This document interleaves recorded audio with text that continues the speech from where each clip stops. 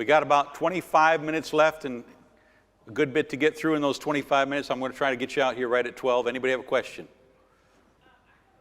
Yes, ma'am.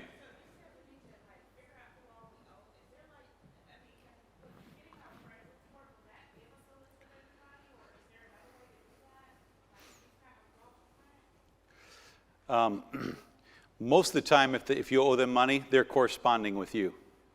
Most of the time, you'd be getting a bill in the mail. Other than that, I would honestly ask people that are close to you. Can you think of anybody I would owe money to? They'll always say you owe me money, but just ignore that. But and then pray. Like, ask God to bring to your mind people that you may have borrowed money from that you owe. Yeah, I didn't mention this, but sometimes the worst debts that you can have are the debts that have no interest. Like the money you borrowed from your mother-in-law. And there's no minimum payment there. There's no interest due. But sometimes you have to throw that chart out and make your mother-in-law first, because J.C. Penney credit card company is not going to show up at Christmas and glare at you the whole time, whereas your mother-in-law might.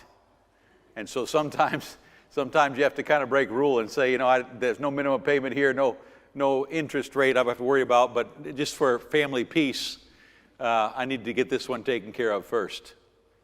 Yes, ma'am.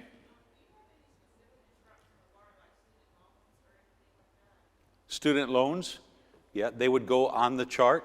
You know who you owe, you know what you owe, you know the minimum payment, and do you know the interest rate? Sometimes it's zero interest rate. So they would kind of fall down toward the bottom of the list. If you've got a car company charging you 12% and a student loan charging you 0%, pay the car off first. Yeah, it fits the category. You just need those 4 pieces of information and you can put it in the chart where it belongs, and then you can start paying it off. Good question. All right, we're going to talk a little bit about facing your future, and this is looking ahead. We've already talked about savings, and Brother John, you up there, or am I doing it with the clicker here? There he is. All right. Planning for your future. And the next slide. All right. This is a review. As of now, of course, everything that you've heard from me in the 2 sessions last night and the 3 this morning, you've obviously already implemented it and are doing it successfully, right?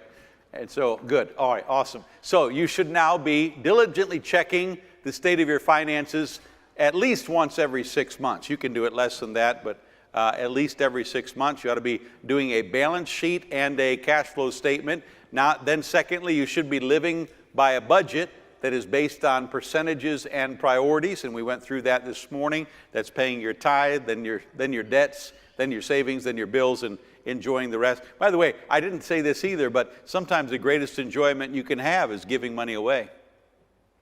And when you've correctly done the first 4, you've given God the tithe, and you've already paid your debts, and you've already put some in savings, and you've already paid all your bills, and you can say, you know what, I got $20 here. This is going in that secret little pocket in my wallet, and I can't wait to figure out who God wants me to give it to this week. And that can be some of the most fun you have in your whole life, is being a blessing to other people. All right, next, you should be paying your tithe first, and then next, you should be eliminating all of your debt. So those are the 4 things you should be doing right now. And then I think there's number 5. You should also be regularly putting money into a savings account, and you should be paying all of your bills, and you should be finding your opportunities to use your money to help other people, and you should be enjoying life. And when you get to this point where all 8 of those things are true, we'll have more Baptists smiling on Sunday morning. Amen? You're not going to be sitting there and the whole time that the pastor is preaching, you're thinking about that credit card bill and why in the world did my wife do that? Why did she buy that? Doesn't she know where we're at? And why doesn't my husband give me more money? Instead of that, you can actually focus on the sermon and let the Holy Spirit talk to you, and you might even use the altar. That'd be good. Yes, sir. Brother John, can we go back to the previous 4? Thank you. There we go. Yes, sir. Oh, I don't want to ruin the photo. I'm going to move way over here. Oh, now she's taking one. Please don't post these on social media. I'm shy. All right. And Brother John, if we can do the next 4 as well. and another photo shoot opportunity here. There you go. There's the next. You got those already? Good. All right. So if you're doing what you've been taught over the last 2 days, this is where you should be right now. All right. Next, we're going to talk a little bit about savings.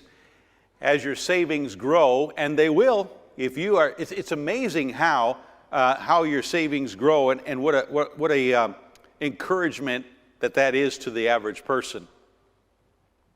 Some people say, well, shouldn't you put everything towards your debt? Shouldn't you just took every spare penny and put it toward your debt? I have found that's discouraging for most people.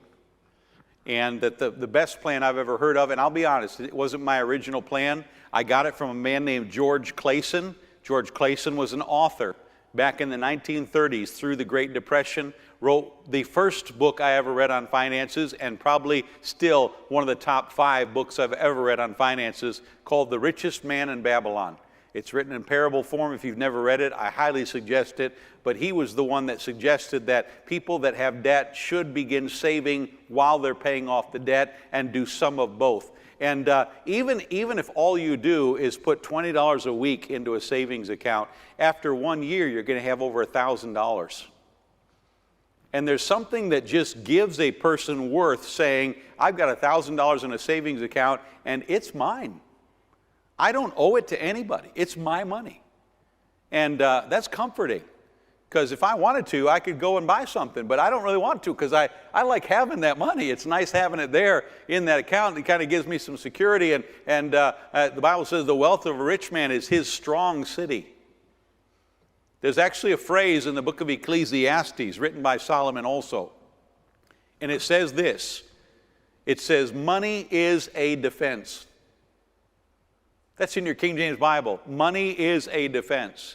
When you've got $1,000 in the bank and bad times come, you've got a defense. You've got a wall built there. You've got protection because you've got that savings account there. And so you need to have a plan. As your savings grow, and the first year you get $1,000. If you carry on, after the second year you'll have $2,000. And after the 5th year you'll have, and then you got to start wondering, what am I doing with this? Where am I going with this? Because it's starting to pile up a little bit, and I don't want to lay up my treasures on earth. I need to have a plan here, and so what am I doing? So first thing is, don't rush into investing. Boy, I tell you what, everybody wants to talk about investing.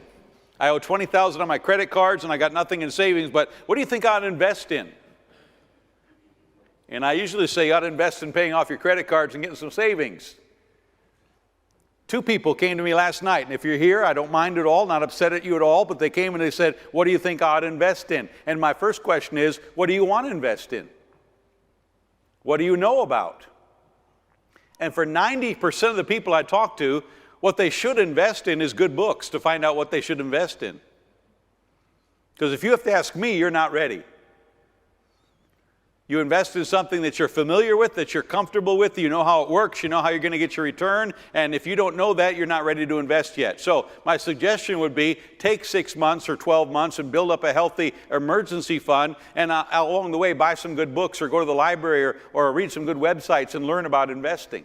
So you don't have to ask somebody else. If you're saying to somebody, hey, what stocks should I buy? You're not ready to buy stocks. Because you don't know what to invest in. And whatever they tell you, they don't have to answer when the stock goes under. You have to own that. So don't rush into investing. Investing is a step further down the road, and it doesn't come first. And I only threw that in there because that's so often where people want to start. Boy, I'll tell you what, I went to a financial seminar. I listened to Brother Bosje talk for 6 sessions, and now I'm going to be a multimillionaire in real estate. Hold on a minute. Whoa, Nelly. Slow down. Let's pay off those credit cards first. All right, let's be practical here. All right, so don't rush into investing.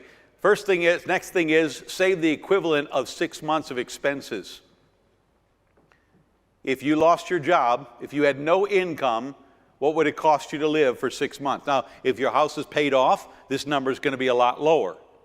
If you're still renting or paying a mortgage, it's going to be quite a bit higher. If you've got a car payment, it's higher. If you don't have a car payment, it's lower. But figure out, what would I need to live for 6 months if my income absolutely stopped?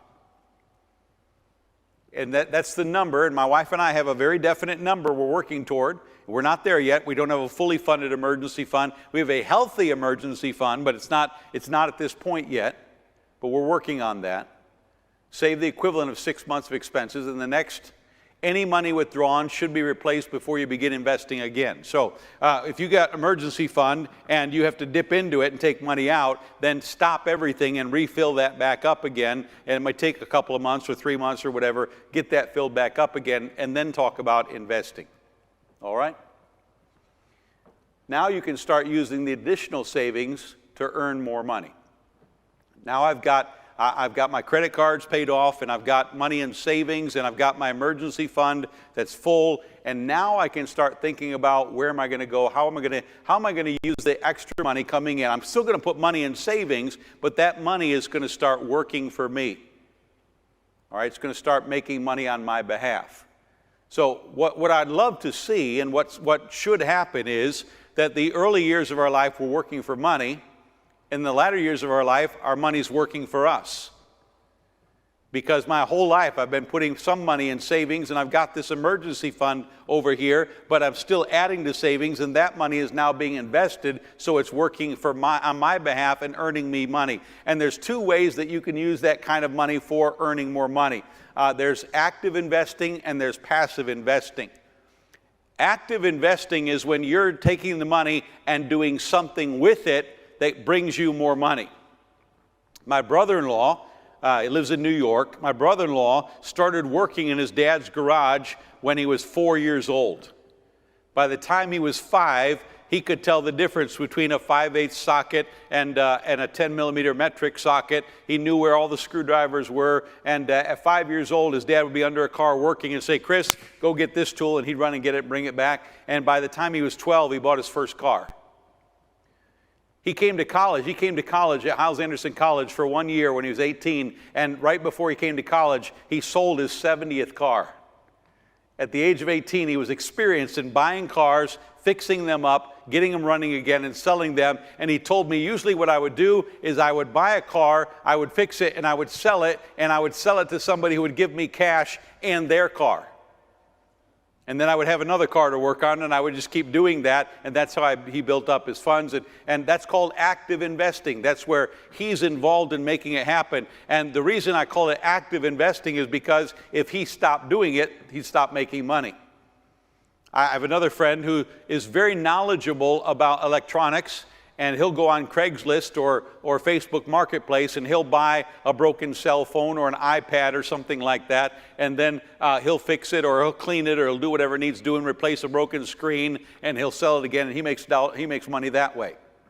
That's active investing. Active investing is when you have to be involved. The Bible calls it trading.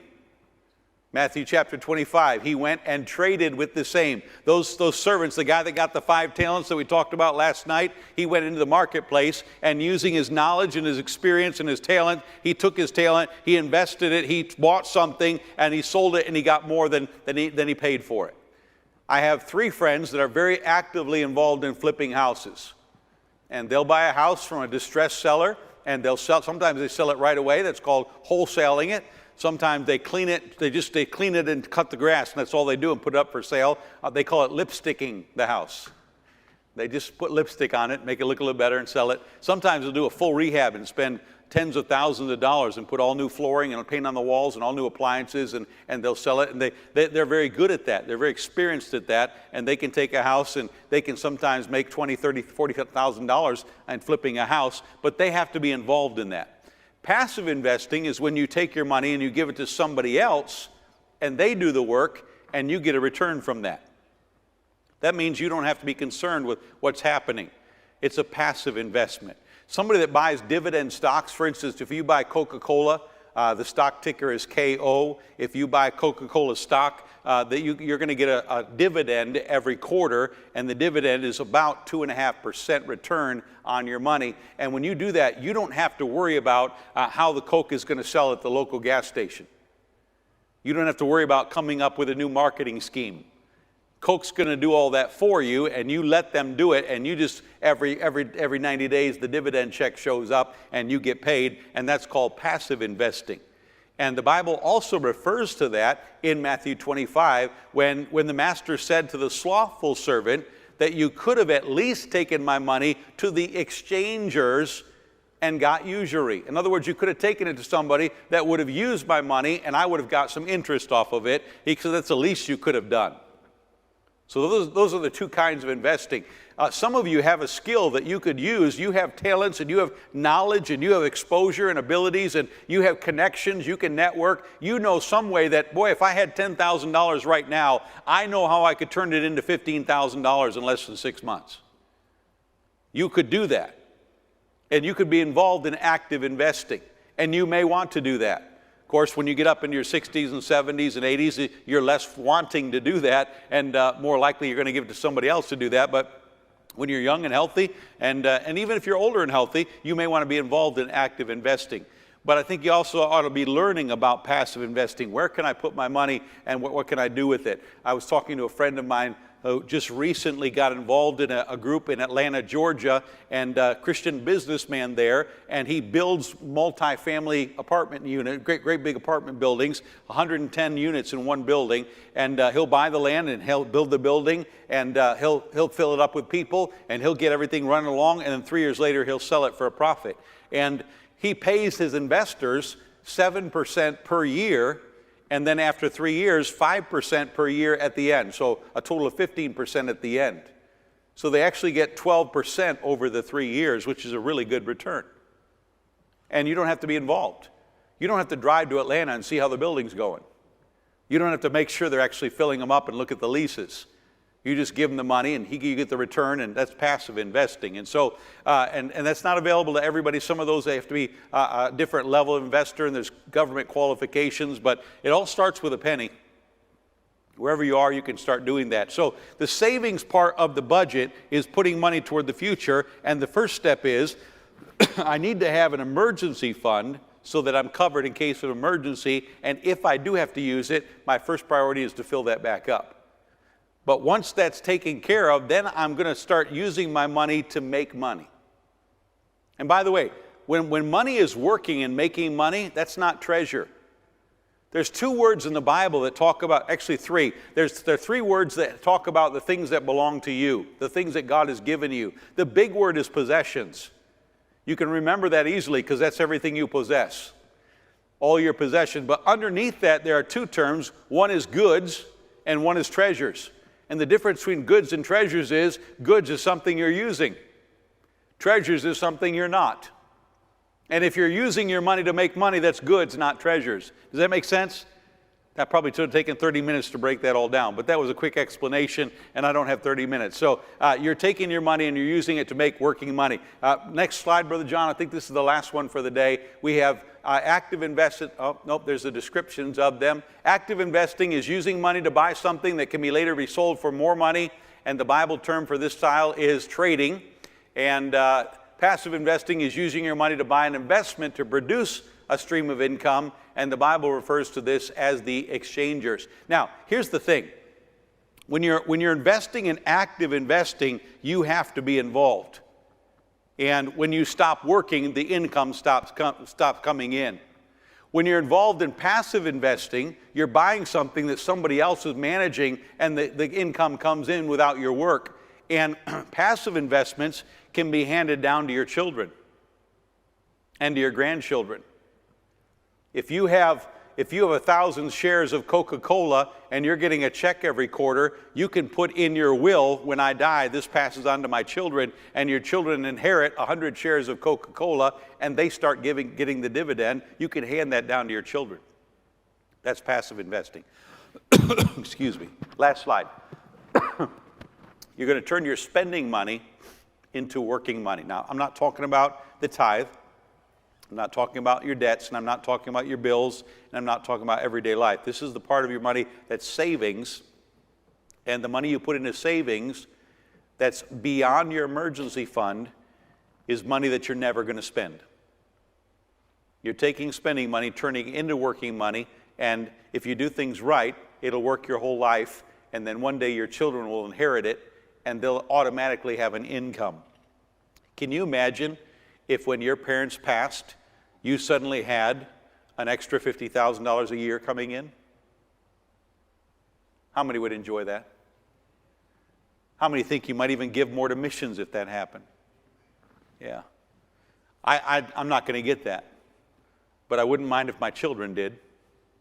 I'd like to be able to give them an inheritance that where they can do more for the Lord, and they can maybe live a little more comfortable life, and they can teach their children what to do with it and pass that along to the next generation. We got 5 minutes left for questions. Anybody have a question? Or if you'd like to just make a comment, or if you have something that was an extra special help to you. This is the third time that I've done this, and I'm going to do it at a church in Indiana in April, and I'd like to be better than I was here. And so if you've got a help or a hint, I'm open to that too. I haven't got it all figured out yet. In fact, the last 5-minute break, I called my wife and I said, honey, I don't have the last PowerPoint yet. And she said, ooh, and she was still working on it. And so she emailed it, and we got it to Brother Jason, who got it to Brother John like 2 minutes before I walked up here. So we're still getting this figured out. But appreciate your patience with it. I hope it was a help. Anybody got any questions or any comments you want to throw out here? Yes, ma'am.